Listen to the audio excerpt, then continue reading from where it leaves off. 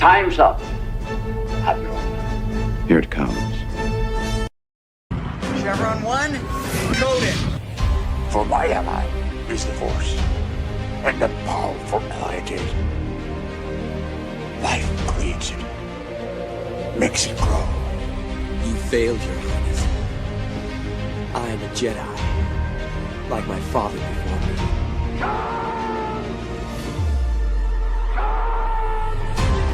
Cry hammer, and let's set the tongues of war. Chevron 2 is coded. Conan, what is best in life? Crush your enemies, see them driven before you, to hear the lamentation of their women. It's all in the reflexes. Paul also said you're heavy into martial arts, Tai Chi and all that killer stuff. I suppose we have to register you as a lethal weapon. Chevron 3 encoded. And somebody ought to belt you in the mouth. But I won't. I won't. The hell I will. Chevron 4 encoded. Do you expect me to talk?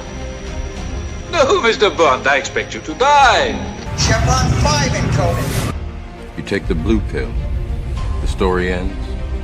You wake up in your bed and believe whatever you want to. You take the red pill. You stay in Wonderland. And I show you how deep the rabbit hole goes. Chevron 6 encoded. Now, come on, you can, little boy. Great Scott.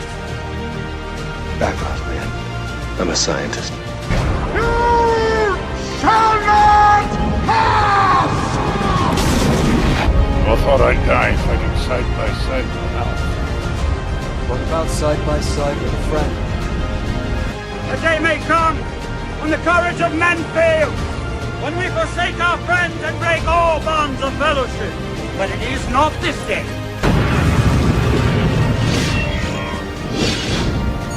Chevron 7 is locked.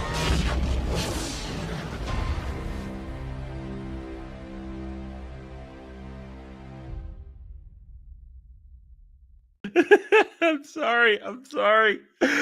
I didn't know I was going to react like that. So I have at the end there of the intro, Gandalf going, "You shall not pass." And I saw you short. You shall not pee. That was the part that got, like, you started playing that clip in there. I'm like, oh, he's just going to play the clip because it's relevant. And then in the most ham-fisted, inorganic way possible, you just, pee. And it's just, it killed me. I was laughing pretty hard. You know why I had to do that? Because the actual clip, when I tried to make it to a short, was only 22 seconds long, and a short needs to be 30 seconds.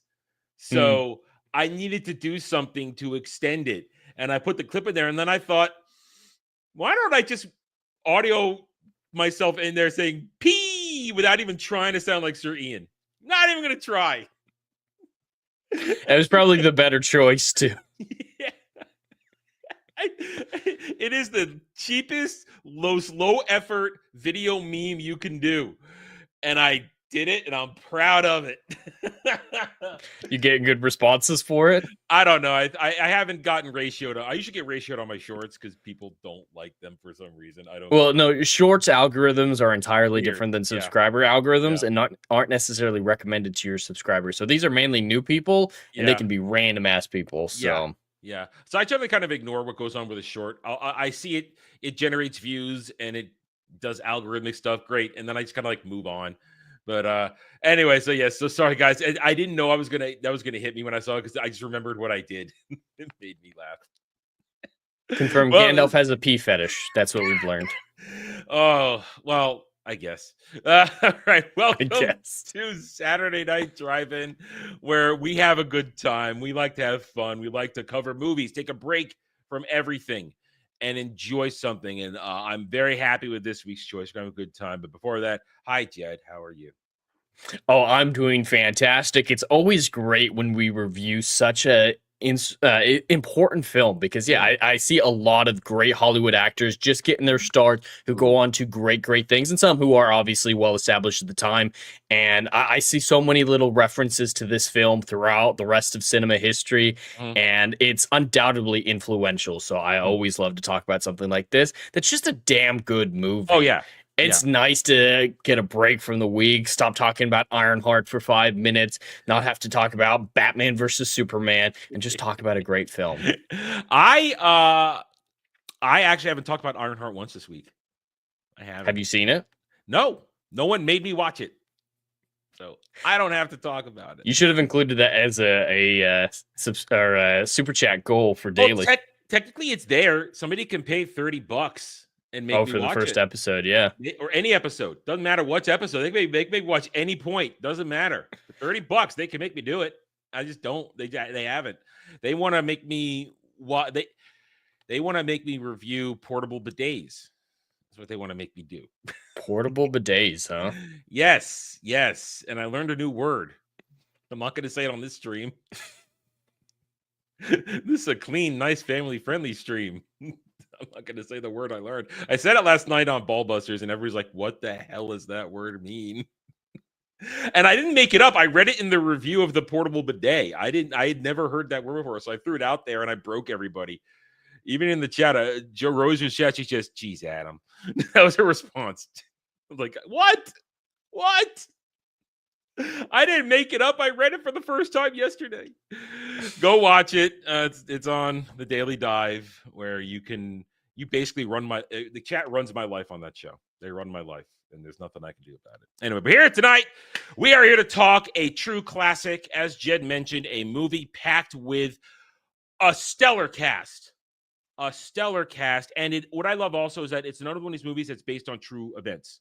Mm-hmm. And as a disclaimer at the beginning of the movie, some of the characters are composites of other characters, and the timeline is shortened for storytelling purposes. But this did cover real events to honor the 50 men who perished in the Great Escape, attempt from that prison camp in Germany. It wasn't Germany, right? It wasn't in France. I believe so. I believe it was in Germany. Yeah. Because they were all trying to get to Switzerland. Well, different areas. But if you're already in France, you'll want to go south to Spain, or because James Coburn makes it to France and then makes it to Spain at the end. So he made it all the way to France riding the bike.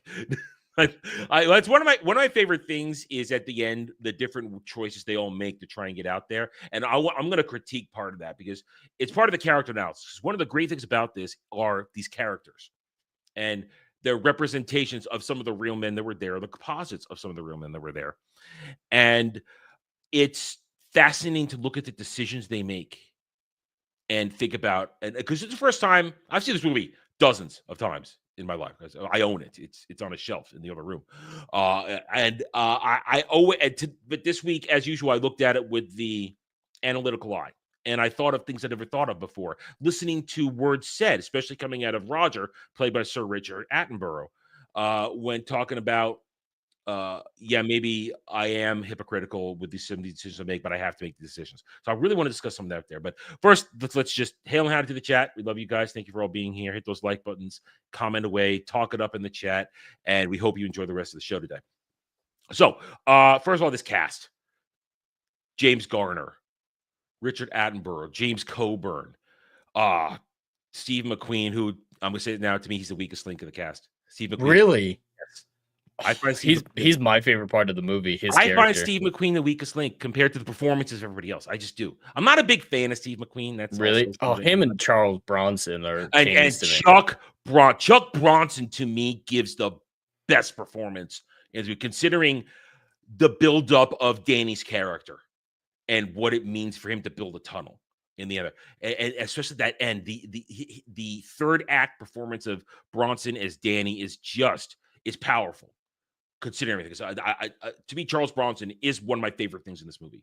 Well, he's one of the only characters who has a legitimate arc with the claustrophobia set on and everything dealing with that, where a lot of other people are stagnant or a big event like with Holtz and the death of the mole change his perspective drastically. Yeah. So let's get into it. So honestly, I missed what year this takes place in. It has to be around 43 or 44. Yeah. I'd imagine, 43, 44. Yeah, 43, 44, because the war ends, of course, in Europe in 44. So it's not you don't get the sense from the Germans that the war is going bad at this point. So it's got to be somewhere in 43 is my guess. And of course, there's American presence here. So it's after the landing in Normandy. Mm-hmm. It's after that because both James Garner and McQueen are there, and they're American. They're American soldiers. They're not British. The majority of the cast are British soldiers, or in Danny's case, he's Polish and he signed up with the British to fight the Germans. No, and it's possibly very early on in the war for Americans, though, because there's only 3 in the entire camp. So I'm not thinking that the American involvement was huge yet at this point. But remember, this is a camp specifically designed for escape artists to keep. So there may be other Americans out there, but these are the guys who are escape men, guys who. Oh, that's kind of disappointing if the Americans were pulling their best in escape attempts. well, honestly, got to remember too, the Americans are in the war, but it wasn't until Normandy that they were fighting on European soil or fully because they fought in North Africa with Patton's North African campaign, and then Patton's campaign in Sicily. So it wasn't until Normandy when they hit France that they were in Europe proper and pushing there. So considering that these guys are captured, it could be anywhere, and late 43, early 44, depending on that next. So they don't. I've never seen a date listed in this movie. I didn't see one when I watched it over the past 2 days. Italy, okay, yes, Ariel. Italy is Europe proper, but it's not the European theater, so to speak. They're not on there, and they didn't fight in Italy. They fought on Sicily. Yeah, Sicily's separate. Sicily is separate. That's not the continent. Patton's campaign was on Sicily. It was not on the boot. So that was different. The European theater where everybody was fighting didn't happen until after the assault on Normandy. Okay, so the real Great Escape, like the night of the escape, was March 24th and 25th, 1944.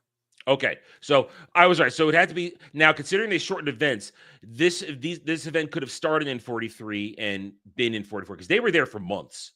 Yeah, we don't know exactly how long, but assumedly several months. Because digging tunnels is not quick. And they said they shortened it, so this actual story probably took place over a longer time. The actual events probably begin in 43, and if it said March 44, it's probably started in late 43. And ended in 44.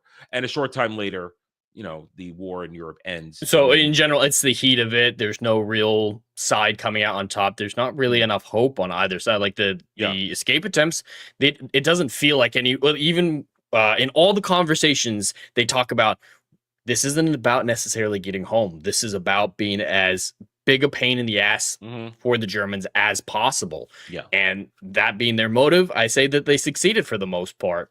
Yeah. But it doesn't seem like there's hope of, the front's coming. If we can just make it to the front, we can escape. So it hasn't progressed too far east at this point. The characters all have different motivations by the end of it. I mean, Roger Bartlett's ex, his played by Sir Richard Attenborough, his whole mission is to cause chaos, to expend German resources so that they cannot fight on the front lines. And other people just want to get out of there. Like, or they want to go to a different theater. Like the James Coburn's Australian character, I can't remember his name. He wants to get to Spain to fight over there, what's going on there. And then, of course, Danny and his buddy, whose name I can't remember, they just want done. They're out. They need to get out of there because Danny's had it. Or I'm not sure what Hiltz's motivations are outside of escaping and causing mischief. He doesn't seem to want to go home. He seems to want to keep fighting. Or at the time, it was to make sure Ives would get out because Ives was breaking, and that middle point of the movie is so powerful considering the juxtaposition of the events going on right there. But everybody else is all about causing chaos behind enemy lines and expending resources. So the whole premise of this is that the Germans have collected all the worst offenders of escape artists and put them in a single brand new type of camp where they're going to watch their every move and they're going to keep them under control because they think that that's the best way to not expend their resources. Problem is, now let's analyze that for a moment. This is a bad idea by the Germans. Oh yeah, you don't put them all together. You spread them the fuck out so they can't organize. I mean, just look at I assume it's the first hour, or at least the first couple hours that they've been moved into this new prison. There are 7 escape attempts that we see in the first hour or so. That's a lot. And to varying degrees of success, none of them make it outside the fence, but it is still, they're helping each other. The Russians are helping them without question. And it just, the teamwork element that they're building, these are brothers in arms with the unified enemy of the Germans, and that unifies people more than anything else. And yeah, they're going to work together. This was moronic, honestly. I would spread them to the 4 corners of the earth. Right away, they realize how bad it is because right away you see they all know each other. All of these British soldiers are a part of the X organization led by Bartlett. He's X. He's Big X. He's the man in charge. Even though there's a higher ranking officer, the commander with the limp and the cane, when it comes to escape attempts, Roger Bartlett, Big X, he has all control over that. He is the man in charge. And you brought him in there. And there's a really important thing that's set up right there at the beginning. He's been captured by the Gestapo, the SS. And they say, we're going to put you here. Yeah, the Luftwaffe, the German Air Force, yeah, you guys, we're going to kill him next time we get him. We're going to kill him. Good luck holding him. Because when we get our hands on him, we will kill him. And that's what happens at the very end. It's set. Yeah.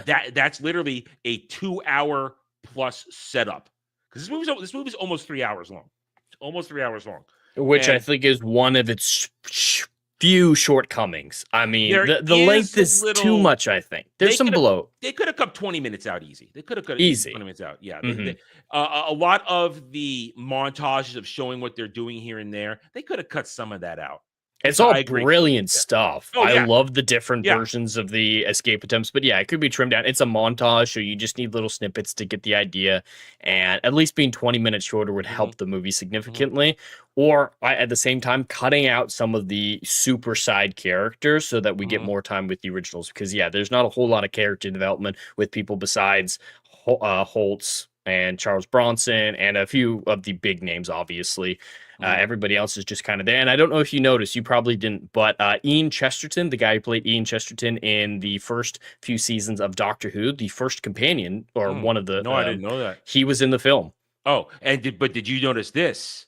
A young David McCallum, a.k.a. Ducky. Ducky. Oh, yeah. Young it David hurt McCallum. me when he got shot on the train tracks. That hurt me quite a bit. But he did it to try and save Roger. Because he realized that he recognized the SS officer that was there. But yeah, so young David McCallum. And I would say you got James Garner, a young James Garner as the Scrounger. I'm a James Garner fan. I love James Garner. He's fantastic in this. And his relationship with the Forger is one of the strongest dynamics in the film. The relationship he builds with Colin is fantastic. And one of my few criticisms concerning Colin, not about his character, but have something done to his character. It's like one of my small criticisms. It's done. The whole blindness thing, it's too quick. Yeah, they could have set that up much sooner. I mean, even just that one scene where we were initially introduced to him and he was fiddling with something. I don't remember what he was fiddling with. Just show a little bit there that he was having trouble seeing and just start it there. I think that would help that art because, yeah, that comes out of nowhere. As soon as he's done with the forging, he's like, oh, by the way, I'm blind. Well, good thing you finished all our forgeries in time. It didn't feel like a race to the finish. Like, that would have been really interesting. He finds out he has the degenerative eye disease, and he's like, all right, I have to hurry to get these forges out. Scrounger, please get me the papers I need or with the materials I need sooner. And it's a race against the clock, and that would build a lot of tension that was lacking in the second act. They just dropped it in there suddenly. There's no build. That's been a criticism I had for years. This isn't something I've just realized this week. No, I've criticized that for years. And real quick as an aside to talk about the chat. Yeah, Ariel, it is being rolled out. The thing going on, it's being rolled out on Sopranos because if you're looking in you guys can't see it, but in our chat, Jed doesn't have it, but I have it. So Jed's mods don't have it, but my mods have it. The whole thing going on where they're changing the usernames. Have you seen that yet? No, that's awful. Oh, it's awful. We don't know who half the people are at moments. So it's being rolled out. I know it's been rolled out on some larger channels, but it's been rolled out on smaller channels like myself and Dermies. So everybody's adding YouTube on X right now. We're all adding the hell out of it. I even got a response. They wanted me to take a survey about something. So YouTube is seeing this, and it's dumb.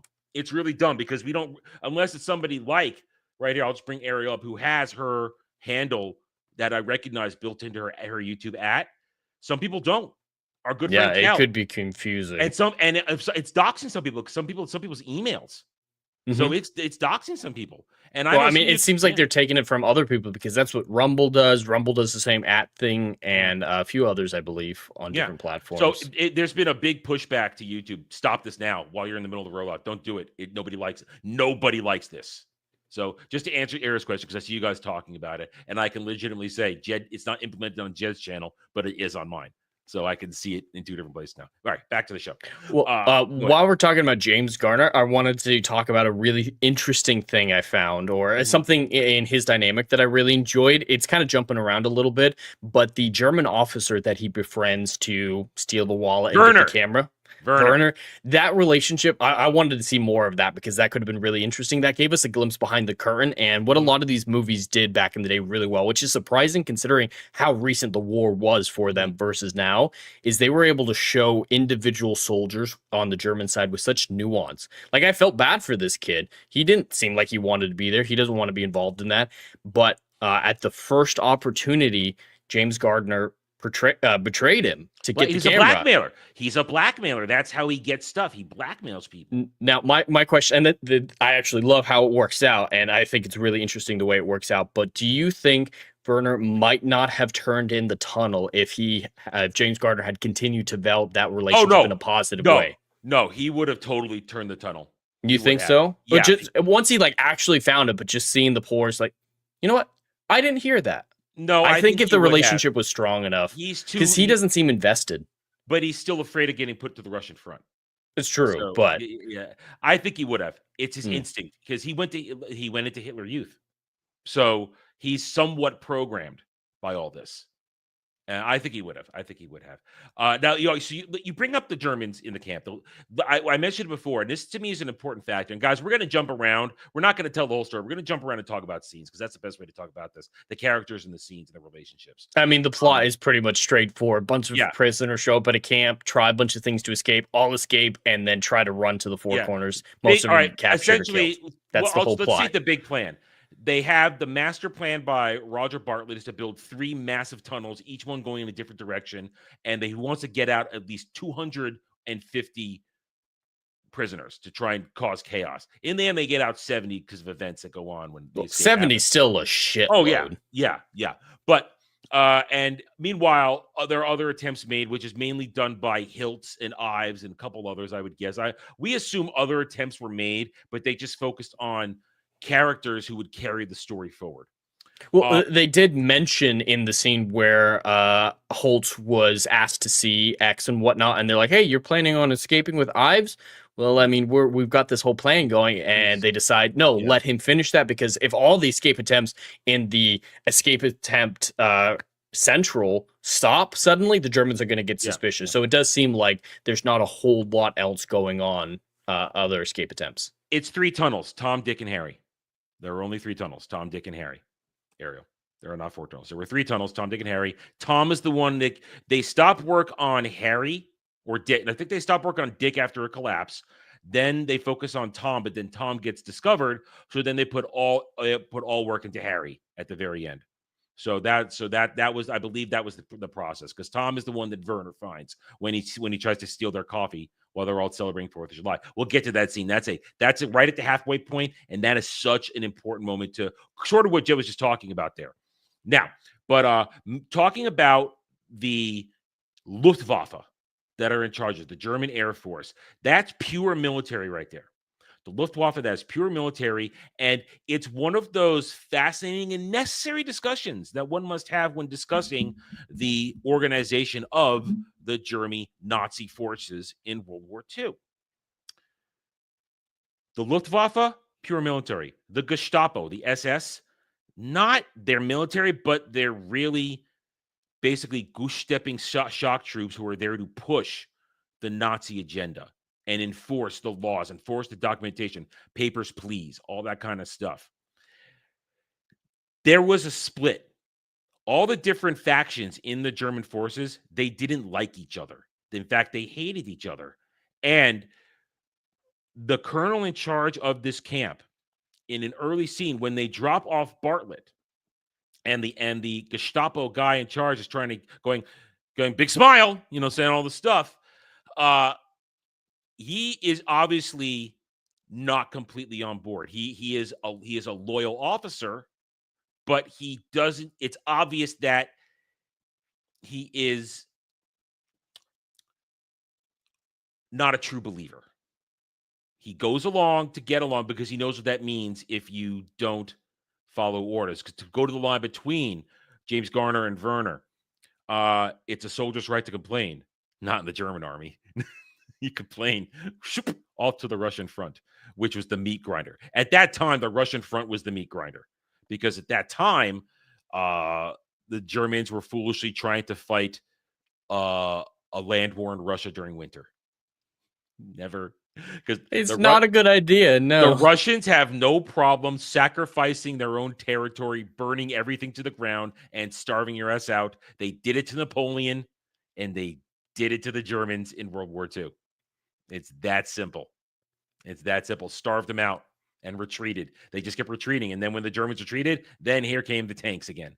So that's how it was. I love World War II. I love studying the strategy of it is just very fascinating. But the scene that you're talking about from the beginning of the film, though, is probably my favorite in the entire film. That initial conversation between the commandant and the captain, who's, like you said, he's not in charge of the escape attempts, but he's in charge of everything else. He's the highest ranking officer and chosen as the liaison between the Germans and the POWs. And that conversation, there's so many layers to the dialogue there. The commandant, I think he feels sympathetic for the POWs to a certain extent. It's a military man's sympathy. We're all military men here. We are fighting this war because we are loyal to our countries, not necessary ideology. Right. And when the captain straight up says they're loyal to their countries, do you expect them to give up their oaths as officers and not try to escape? And the commandant's just like, no, I don't expect that at all. And with the history of German POW camps that I'm familiar with and the other camps in Germany, they could have been so much more violent. The guards could have been way more aggressive, and there's a lot of worse things that could have happened. From what we see in the film, at least, only one person is killed, and that's Ives when he actively tries to climb over the fence, which is just a heartbreaking scene, especially with the high that we had like 5 minutes before that. But the commandant, he isn't abusing his power. No. So I really like his character. He's obviously on the wrong side of history, but he's a complicated man and a good character that I see all this minute acting from him, because he doesn't have a whole lot of dialogue in any other scene besides that first one. He's in a few other scenes, but you could always see the conflict going on, because it is weird to have military people, especially Air Force, in charge of a POW camp. These aren't people who want to be there, I think, for the majority of them, and they're just doing what they're told. And it's fascinating. His conflict is I wanted to talk about his character, the colonel, the commandant in charge, because he's not a bad man. No, he treats the prisoners with respect, and he says his opening line: we're going to give you all the freedoms you need inside the camp. Let's just wait out the war together here. Let's just wait out the war together. You're going to live. We're going to let you live. We're going to let you farm. We're going to let you sing. We're going to let you hang out. We're going to let you exercise. Just don't try to escape. Of course, they want to escape because it is a war, and they are prisoners. But he set the stage to not let them be abused, and he didn't abuse them. And later on, at the very end, when everybody's either dead or recaptured, when he has to admit that the Gestapo brutally murdered the 50 men, which is what the Gestapo, the Gestapo were the perfect example of what a Nazi is. Ruthless murderers. They were the worst of the worst. Yeah. They believed in every single part of that agenda. So when he had to tell the commander of the prisoners what happened, he couldn't do it. He couldn't look him in the eye. He kept shuffling the papers. The performance is just so good. I think he's got one of the best performances in the film, even up there with Bronson. And he almost and at the end, he's the one that gets punished because he was in charge when they escaped. And that line to Hilt. So it seems one of us will see Berlin first before the other one. and that's powerful because he's going to be punished. And he probably died. He probably went to the Russian front, and they sent him to the Russian front, or they just took him out. Executed him. They took him out. Yeah. That's the way it was. There's so many great lines in those scenes. My favorite, though, is the captain saying, "It is the duty of every officer to try to escape."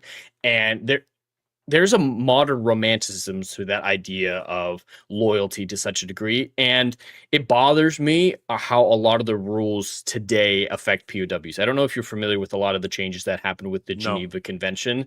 Not entirely. Prisoners of war are not allowed to hurt their guards in escape attempts. They're not allowed to use force, but the guards are. Lethal force is allowed for guards, not for prisoners. You are not a combatant the moment you surrender, and you must not do any violence again. And there's not the same restrictions on the guards there. And so there's even talk, I was Googling before this, you can actually be put on trial for the way in which you escape from a prisoner of war camp. Jeez. That I think is awful. I despise that. I think we should still keep that mentality from this film and from the World War II, where it's like, hey, it's our job to escape in whatever way we see fit. Obviously not hurting civilians or anything like that, but you're a soldier, I'm a soldier, this is war. It should be understood. All right, with the remainder of the discussion, let's focus on the characters and lead into their event in the escape attempts and how they escape in the results, because I think that's the conversation I want to have out of this. So this movie is driven by its characters and their relationships and their desires. And everybody gives a great performance, even though I find Steve McQueen, to me, is the weakest one. Might be personal, maybe not. We could hash that out later. But everybody still gives a great performance. And let's go down the list. Let's start with Sir Richard Attenborough's Roger Bartlett, Big X. He is a man who is his own worst enemy. That's how I look at it. He has been given the authority to run escape attempts. He's the most wanted man by the Gestapo, and he knows it.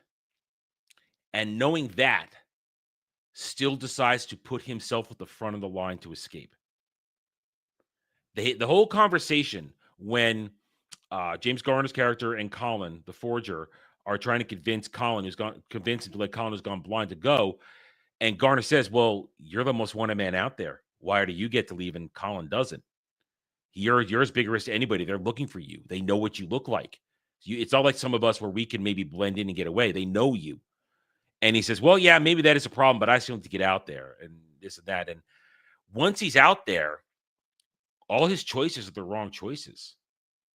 Once he escapes, because he feels like it's his mission to do this. And it's his last words. I feel pretty good about everything we've done. He got so many of his men killed. Like Ducky died for him. I won't forgive him for that. You killed Ducky. But so watching it this time, I gave it a lot of thought, and these are all good men, but pride gets in the way and bad decision making. Roger makes bad decisions. He should not have been a part of the escape team because he put everybody else in danger, because as soon as he's spotted, then they know their others are out there. And then the German officers were everywhere. The soldiers were everywhere at that point. And also, I'm going to say this, his plan to spread out was pretty bad. Having them all together, the train, everything, the local, they were all really clumped together and they got picked off easily. One by one. They should have, I think they should have scattered as much as humanly possible. I mean, one man to a train station type idea. Yeah, I mean, look at those who got away. Look, and we'll go to them and we'll talk about their stories. Okay, James Coburn's Australian guy. He doesn't have much of a character story. He's just there for a bit of comic relief. My favorite one is when they're in the shower and he goes, "Who are you here for?" "I'm a lifeguard." I'm the lifeguard. I love that watching him. I'm a lifeguard. I do love him from Magnificent Seven. Like half of the Magnificent Seven are in this film, and that's one of my favorite films of all James time. Coburn he's one of my favorite actors of that era. I love James Coburn. We loved him in Maverick when we talk about Maverick. James Coburn is outstanding. He has that certain cocky attitude he brings to every single character he puts on screen. I love it. But he doesn't do much. But his character does the smart thing. He's in town. He steals a bicycle, and then it's just a dude riding a bike. And he sticks to the countryside. Yeah. Roger goes to the fucking city. With Mac. Where there's the most Gestapo possible. Roger and Mac, the two leads of this organization, stay together.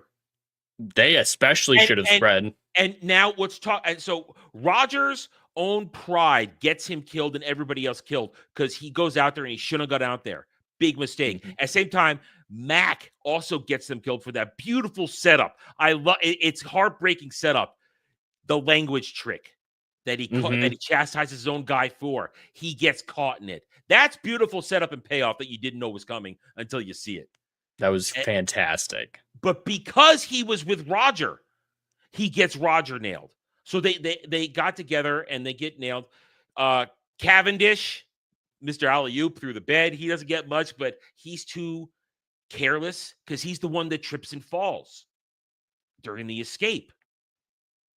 And then another guy who couldn't wait for the warning climbs up while the German guy is still there. So and they screwed up with the whole tunnel being 20 feet short too. That's another thing. Point is though, these leaders in charge were not good leaders in my opinion.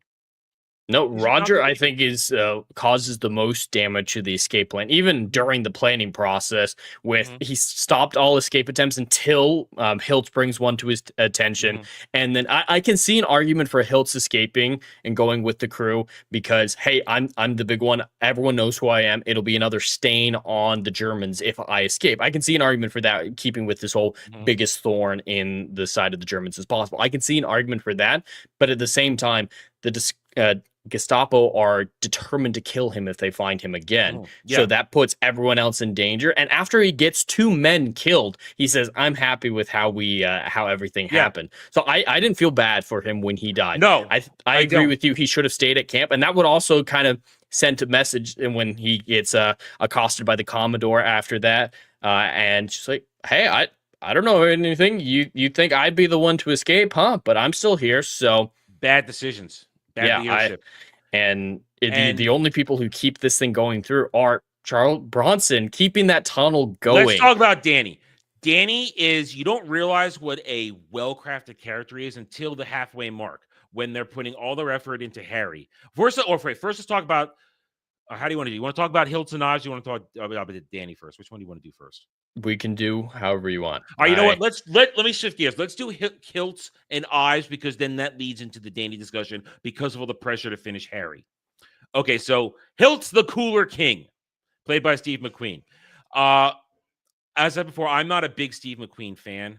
I don't find it to be a particularly compelling actor, but he was a big star of the era in the 60s, big star of the era, known for high-speed motorcycles and cars. I mean, that's the thing for Steve McQueen. So, of course, they put him on a goddamn motorcycle in this movie.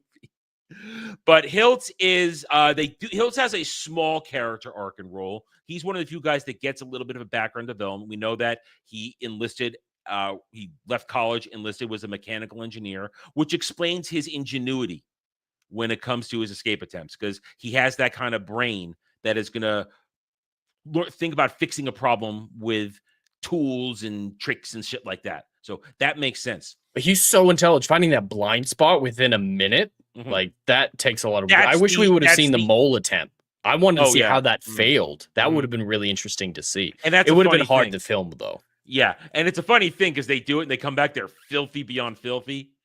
But problem is, though, but in his escape attempts right there, he builds a good relationship with Ives, who is a Scottish soldier out of Britain. And who was a former jockey, this and that. But Ives he's been in prison for 3 years. 3 years he's been captured. That's the whole war. That is the whole war. That's essentially the whole war since like at least 39, 40. So he's been in prison the whole time, and he's at his wit's end. That's why he's constantly trying to escape at this point. And him and Hiltz form a close bond because they're in the cooler all the time together. So they probably talk to each other and they do their escape attempts together. And Hiltz, he still is strong. His will is strong. He's not broken. But Ives is broken. And when they know that Hiltz knows he's not going to make it one more time. So when you mentioned earlier, when he says to them, we're going to do another escape attempt, they want him to do the recon for the distance, this and that. And he says, no, I'm not going to do it. I'm not in it for your war. I'm in it for my war. I want to get out of here and go home. And if I get caught, if I get out of here, I'm going to keep running. And then after him and Ives get out of the cooler from the last time, they know that Ives is going to break and say, okay, why don't you consider Ives? We're going to put him in the tunnel. At least help his Ives. Says, well, I'll think about it. But then it's 4th of July. And him and the only 3 Americans in the camp decide to make potato beer, essentially. That is vodka. Moonshine. Moonshine. That is good old American moonshine. They make good old American moonshine and decide to give everybody a treat for the 4th of July. And at that moment in the movie, it's lighthearted. Everybody's having a good time. There's some good socializing going on. The characters are talking to each other. And good for morale. Good for morale. And you don't see the next turn coming. Because then that's the discovery of Tom. Because they're ready to go. Tom's almost done. They're almost going to get out of there. And then when the goons find it, they bust it, they round everybody up. Ives breaks because that was it. He was holding on. He knew he was going to get out. I mean, him and Mac are having their little song. Going to go home, going to dance, going to see the girls. It's going to be great. And Ives breaks and just makes a run for the barbed wire fence. And they shoot him down. And that's heartbreaking. That's literally the halfway point. We've had all this buildup of all the characters' relationships and this and that, and how the escape attempts are going to work. And that's the moment where Hilt says, I'm in. Because his friend, his brother in arms that he has built a relationship with over these months, and you understand that. You build those bonds in these situations. The closer even than blood in some cases. And he just watched him die. And now he's going to make sure that doesn't happen to anybody else. Well, it made it personal for him. Yeah. Like you were saying, it was his own war at that point. He just wanted to escape, just wanted to go home. Doesn't seem like he was invested in anything and took everything so lightly. Like the escape attempts are almost fun to him, it seemed like. Mm-hmm. And he prided himself, 18 escape attempts, not just 17. Mm-hmm. And there was nothing else that mattered to him besides the next piece of enjoyment, the next thrill in his life almost. But the moment Ives died, he, I think, started to hate the Germans in a way that he hadn't up to that point, because shooting him down apparently didn't affect him that much. But once he was invested in the war, he started to think about things beyond himself and the way that he could contribute to everyone else in the POW camp. And I think that's the real moment he became a soldier. And that's why I really like his dynamic. It is one change in his character. I wouldn't even call that an arc. You could call it an arc, but it is an inciting incident for an immediate character change that works, 100% works. And just the dedication he has. He turns himself in after successfully escaping. It would have been nice to see how he spontaneously escaped that well, but at that point we know he is more than capable of doing something off the cuff like that. There's always a new idea with him. There's always a new way.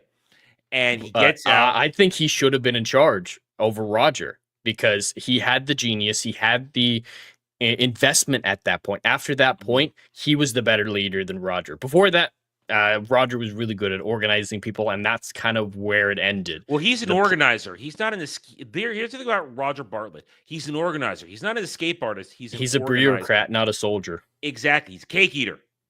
And everybody else in there were the true escape artists. And which brings us to now, they put everything into Harry. I believe it's Harry. Somebody can correct me if I'm wrong. They put everything in Harry, and then Danny, who is the tunnel master. Danny's the tunnel master. This is his 17th, 18th, and 19th tunnels, all if you include all three. And he is just putting us all in there. And we've seen him get buried a couple of times, or his friends get buried as it phased him. But now at this point, with the pressure building, and in the very last time where he gets buried for a moment until they pull him out, we learn something fascinating. He's got claustrophobia. He's got claustrophobia. You're telling me a man that has dug now 19 total tunnels, and this is the deepest one. They went 30 feet down before they started. has claustrophobia, and his buddy, whose name I never remember, says to him, well, how can you do this? And he said, no, at that point, I had to. I put it away. I put it aside, my fear, because we had to get out. But now that we're here and it's this close and I just got caved in on again, and the thought of being confined in these close spaces with all these other dudes in this tight space, I can't do this. And he tries to do that escape attempt in the middle of the night without a plan because he's frantic at that point. And Charles Bronson's performance right there is just so heart-wrenching. It's controlled mania. And it gets even better. On the night of the escape, when the bombing, when the air raid happens, and the lights go out, his whimpering. I feel for the man. He starts to cry. He literally sounds like a broken child in that moment. That is outstanding acting by Charles Bronson. He does not get enough credit for his performances. It's whimpering and you feel bad for him, but it doesn't emasculate him. No. It doesn't make us kind of pity like, oh God, dude, that's sad. It's a great masculine form of a man breaking under pressure, which isn't it's a phobia. It's a emasculate. legitimate phobia that he cannot control. It is something outside of his control. And no, James Coburn wasn't his buddy. It was another dude. James Coburn was the Australian who escapes on the bike and goes to Spain. His buddy, and talk about a bro pact right there. His buddy doesn't have any story whatsoever except that I got you, bro. I got you, bro. I am gonna, and now I'll admit, one of my few criticisms are his lines during these moments. Don't worry, Danny. The guy's good. His delivery is a little cringe. His delivery is a little cringe. It's not the tight performance of everybody else, but I forgive it because it's still in the height of I got you, bro. I am here for you. I'm your friend. I'm your best friend. We are going to get this together. I'm going to make sure that you get out of this alive. We're going to get there. And they do it. I love it that they do a brilliant thing. They get in a rowboat and just go for a boat ride down the river until they hit Sweden, until they hit a ship that's going to take them out of there. It's the simple plans that worked. Going overcomplicated, it's like, all right, we got to have our forgeries ready to take the train, to take the bus, to go into the city. That's just creating so many points of failure. Yeah, making sure your German's up to point. I would just try to vanish into the fucking woods and be a woodsman. Like, that's what I would do, is avoid humanity and try to pull a Sound of Music, try to make it over the mountains. So we showed two great relationships, both having different levels of camaraderie and implication story. And then there's other one. There's James Garner's character and Colin the Forger, who loses eyesight. That is a brilliant relationship of two men from completely opposite ends of the spectrum find camaraderie and trust and friendship, and how James Garner wants to look out for his friend who just went for a joyride in a plane and got shot down. He's just a logistics guy, but he decided I guess his wing said, hey, you want to go for a ride? Well, he takes some stuff. Yeah, sure. And then gets shot down and he gets imprisoned. But he happens to be a masterclass forger.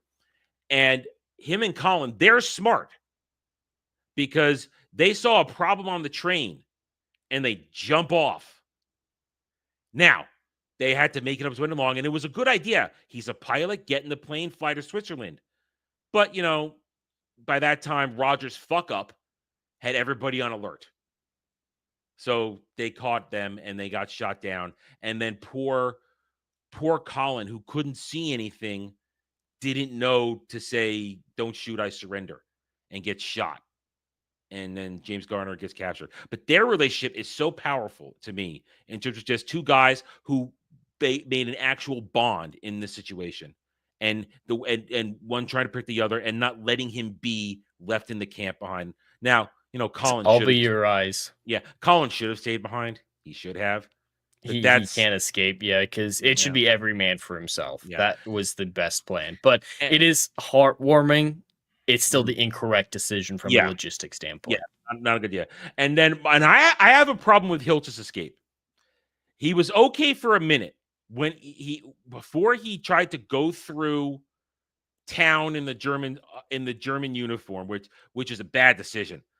It's really bad. Of course, there's going to be a checkpoint. He sees Susan go across the country. When you were leaving on Mary Race, you drove across the grass. If he had just not stayed on the road, if he had gone off road, he would have been fine. Staying on the road was a mistake. I think getting the bike was a mistake because it's so flashy, noisy. It is a staple of the military at that point. I don't know how many civilians had just motorcycles on hand. It drew a lot of attention to yourself. And even with a German uniform on, he don't speak German. Mm-mm. The other guys could pass with their German and their French, but he doesn't speak another language. So as soon as he gets called over in that checkpoint, he kicks the guy. And then the checkpoint. Of course, there's a checkpoint. Yeah. I can't stand any of that off-road at least. But yeah, you don't go into a city when you know there's going to be a checkpoint, when you don't have paper supporting yourself, or at least the language to escape. He just thought they'd let him go without at least saying hi. It's like, oh, hey, bro, which department or which detachment are you from? Yeah. Yeah, so it was idiotic from the smartest character in the movie. He was consistently a very intelligent character, and then did the most unintelligent thing we see in the movie. Like that's dumber than anything Roger does, I think. Well, yeah, because he was gone. He was free. He was done. Nobody was chasing him. He had eluded initial capture, and he gets caught by making a dumb decision. So that's a bad shit. So while this is a story of ingenious men doing ingenious things. If you break it down, it's also a story of prideful men making bad decisions. Maybe men who shouldn't have been in charge of these things. And in the end, 76 escaped. 50 were killed. 11 plus Hilts. That's 12 were captured. So roughly Is around. Hiltz not one of the 11? I thought he was one of the 11. He was. I don't know if he was counted the 11 or not. He might have been. I don't know. But 11 or 12 recaptured and brought back to the camp. So that leaves roughly, I would say, somewhere around 9 or 10 escaped, including James Coburn, Danny, and Ariel named him Willie. We know they got away either on the boat or. I do love James Coburn's escaping. He's made it to a French cafe. He's sitting there reading a paper. Nobody knows he is a wanted escapee. And then those two French waiters, the bartender and the waiter, are like, okay, let's get this nice guy, this innocent guy out of the line of fire. Call for you, sir. Hello. And they just sink down behind the counter. He looks and just kind of creeps over there. And then the resistance comes in, mows down the officers, and the two Frenchies are like, yes, good job. And then he gets a free trip to Spain. And then he's okay. He's off to Spain to fight whatever's going on fighting there. And I love that scene. But, and then I love Danny and Willie getting away in the boat. Then they just sneak up onto a ship and they're gone. And at least 6 or 7. They're all very believable. All the escapes, the successful escapes, the escape attempts, it's all very well thought out. Inconspicuous escapes. Well, I just mean in logistics. Like the people who escape, I'm not thinking, oh, that was a massive coincidence that saved them. Everything seems completely organic and totally within the realm of possibility. Especially with 50 dead. That helps your odds. As for the 50 that got caught, they tried too hard. They did too much, too many, as you said earlier, moving pieces, too many parts to get caught. All for Roger's grand plan to cause problems behind enemy lines. Good intentions, poor planning. But it shows that these ingenious men were flawed. And it's great. That makes it great character work, though. We can still root for these guys, even though we recognize that they're flawed. And then they're stuck. They get captured again. And I do have one weird criticism of the final part. Everybody, including Hiltz, get returned, but only Hiltz gets thrown in the cooler. That is pretty random, yeah. Just so we could see him doing his off the wall baseball bounce the catch thing, and so the music can play. That's it. But it is a good way to end the film, but it would have been funny if they're like, all right, all 11 of you get in the cooler. Wait, there's not enough coolers. And then, he's one of the people who end up in the cooler, but other people have to share or something like that. He was the least injured out of most of them. He just had a few scrapes from being stuck in the barbed wire, but still. But overall, this is an outstanding movie. Yes, we were critical. We were critical of characters, not, and we're criticizing that. This is how good it is. We're critical of characters we still like. Oh yeah, and they're all well written. Like these Yeah, mistakes that they're making, we're not saying are mistakes in the film. No. It's mistakes in the characters' decisions, which are completely justified. And they're we're talking well written. about a complicated, well-written story with powerful performances by some of the greatest actors of the time, and dialogue that is given crisply, delivered with crisp accuracy and gravitas. Listen, Sir Richard Attenborough, every scene he's in, despite Roger being a flawed man, powerful gravitas in every scene. James Garner, the suaveness, the masculine confidence of James Garner in every single scene. Werner, I need a camera now. It's just so good. And even though I consider Steve McQueen the weakest, I find when I say weak, I found his delivery to be a little flippant at times. It didn't sell me on it. That's my problem with Steve McQueen's performance. It wasn't as powerful as everybody else's. It just was kind of light and flippant and this and that and sarcastic at times. Which of course I think that worked for character. the first half of the movie, but after Ives died, I would have liked to see a lot more serious performance from him. And like you said though, but after, and here's how, talking about the great cinematography of the movie, the great pacing, the third act, the escape, not a lot of dialogue, just visual performances, emoting, running around. Look, it's just an impact. This proves great stories don't always need tons of dialogue. Just physical performances can deliver an outstanding story. And it was the third act works as its own movie. Like if you sat someone down with, all right, we're escaping tonight, something like that. The third act is an hour. But you could have people just watch that. Just know, hey, these are POWs who are escaping. Go. Yeah. You'll figure it out. Yeah. So I mean, this is a master class in cinema. What this movie is. The only thing is one of the few, again, minor drawbacks is, aside from the theme, the whistling theme, there's not much to the soundtrack, not much to the score. There's not much to it. Just that theme and a couple other dun dun type of stuff, which are all cinematic, scene based, stuff like that. But this is a great movie.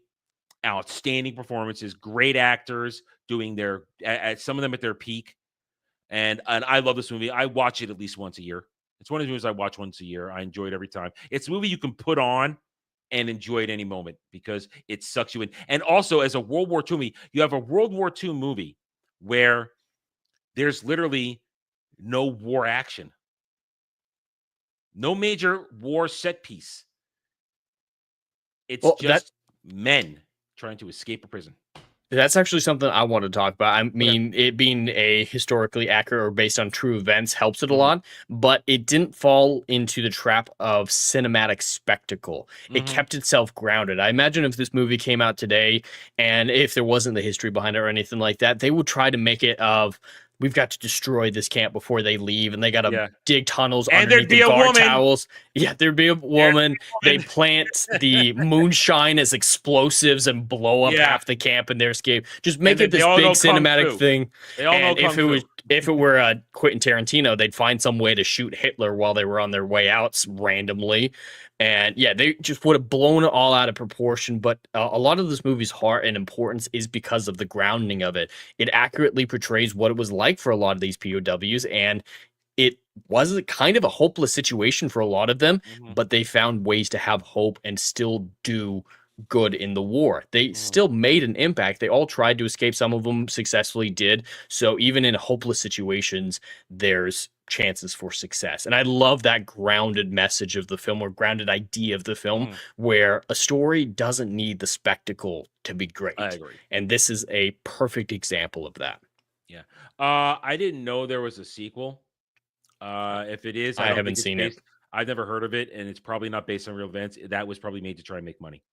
So probably didn't have most of the original cast. It would, well, half the original cast is dead in this story. Well, half of the survivors, probably not a whole lot of the survivors came back. Let's pretend it didn't happen. Anyway, so there we go. The Great Escape. Jed, any final thoughts? Well, I do want to ask you, since you are much more versed in the history of this era than I am, I prefer the Revolutionary War over World War II. what direction would you have gone to escape? A lot of them tried to go to Switzerland, but I know Switzerland at that point, it's a complicated place to be. It's not like Switzerland was an ally to the British forces to be neutral territory, but historically, Switzerland was doing some dastardly shit. They were not as nice as everybody wants to pretend. So, would you aim for the Eastern Front, Western Front? Honestly, where would you trying to gone? If it's post, let's say it's post D-Day, okay, it's post D-Day. The Americans are there. I'd head toward the American front, because if the Americans are advancing, that means that land is secure. They are, because I know that part of the history. Once the Americans started advancing, they didn't lose ground. They was slow gaining at times, but so if you got to the American lines, you got past that, you were safe, and then you'd go back to wherever you needed to be. But if it's not that, I would honestly, I'd get lost for a while. I would just get lost. I'd get lost. Let the rush fade a little bit. Let the heat die down, and then try and get an understanding of where is the best way I can get out of here. How can I get back to my unit? How can I get back to my troops, my team, my side, my command? What can I do? I would probably try and get back to continue helping with the war effort. I wouldn't just go home, because of course you're an American. How am I going to get home? We're across the pond here. At this point. Even the British, they'd have to swim for it. And listen, at that point, if this is pre invasion of Normandy, the Germans are still bombing Britain at that point. They still have the ability to get there. There's no safe. That's not necessarily safe. So I would get lost best I can, survive best I can. I mean, if I am in that situation, I probably have some survival training. So I would probably be able to find some way. And at that point, you saw it's not winter. It's not winter. It looks like it's spring, actually. So the weather is only going to improve. It's only going to improve. I'm not going to suffer from exposure. I may be uncomfortable, but it's not going to drop to 30s and get snowed on. So that's I really like the idea of going to Spain. That's where I want to go with this, because the northern part of France was, where Normandy happened, where a lot of the push would happen. So there'd be so much fighting and so much high tensions there that it's hard crossing no man's land, whether or not that's World War I or whatnot, getting across to your side. But the idea of going southwest makes a lot of sense to me. I obviously don't know the troop movements at the time or how bad the fighting in Spain or North Africa was, but that probably would be the direction I'd go. My limited knowledge. But. Ariel's saying the camp was on the Eastern Front near Poland. So that's a long walk. Then hope the Russians like you. Either way, man. But yeah, so I love this movie. It's a great movie. So it's my week, so I'll get to rate it first. I pretty much said everything I love about this movie: the acting, the dialogue, the script, the setting. I think is really well done. I have very little complaints. I mean, I may not enjoy Steve McQueen, but he doesn't ruin the movie for me by any means necessary. It's a complicated story with complicated characters, which makes it enjoy to watch every damn time. And I love World War II movies. So I give this a solid 8.5 out of 10. It's a solid 8.5. My criticisms are still mainly some things don't line up here or there. Maybe that's because of the composite nature of the storytelling. I don't like it that Colin's blindness is out of nowhere. The Steve McQueen stuff does bother me. I think maybe they cast him because he was big at the time, I think, not because necessarily he was the best guy for the role. I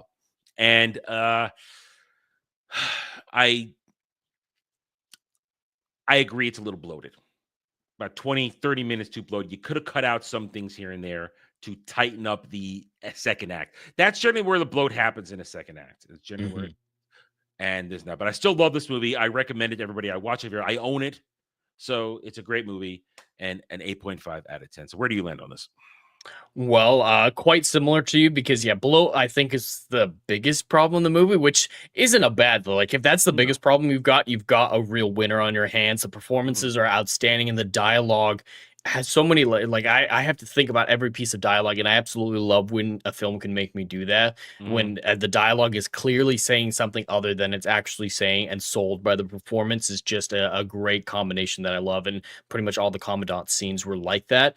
And yeah, the pacing, besides the bloat, was really good. The overall plot was interesting, and everything that I've said up to this point. I think the other biggest flaw in the film that will affect my points is the Steve McQueen stunt at the end. It feels like, oh, this is Steve McQueen in the movie. We have to do a crazy over the top stunt because he's in it, and they don't justify it, in my opinion. They take the most intelligent person shown to us in the film and make him do the dumbest thing we see in the film. That I see as a huge problem from a writing standpoint and a cheap cop out. Like it wasn't made to benefit the story. It was. It sounds like it was made to make Steve McQueen happy, or at least to appeal to his fans. And that's why he was in the movie for something like that. That's feel like that. Because listen, he's on the cover of a lot of the old cover art for videos. Steve McQueen on the motorcycle. He's who everyone thinks of. Yeah, but he's not the main star of the movie, though. I mean, let's be honest. We didn't talk about Hiltz is kind of still a side character to a lot of other things going on. There's a lot more deeper things going on with the other characters than Hiltz. He's pretty one-dimensional in the end. So what do you got for it? But with all of that said, I am actually also going to give it an 8.5 out of 10. Right. Damn. Another one where we're right the same together. That's a couple times recently. Getting worried. Anyway, so all right. So Jed, it's 4th of July next weekend. What you got? Well, because it's 4th of July, of course, I had to pick a patriotic film. And unfortunately, we've already picked Independence Day, which is a must-watch for me every 4th of July. So what's number 2 in that? I had to pick the Mel Gibson classic, The Patriot. So I think we're going to have fun talking about it. Revolutionary Braveheart. Especially after doing Braveheart just a little while ago. It works out. Yeah. All right, guys. So you'll catch us for our 4th of July special next Saturday. It'll be July 5th. Close enough. At least we get to celebrate it on Daily Dive on Friday. So thank you, one and all. To answer Ariel's question, we mentioned the soundtrack. There's not much to it. I mean, yeah, it's a little underwhelming. This is not a movie that requires a soundtrack, so I don't think it really needed it. Anyway, so thank you guys for watching.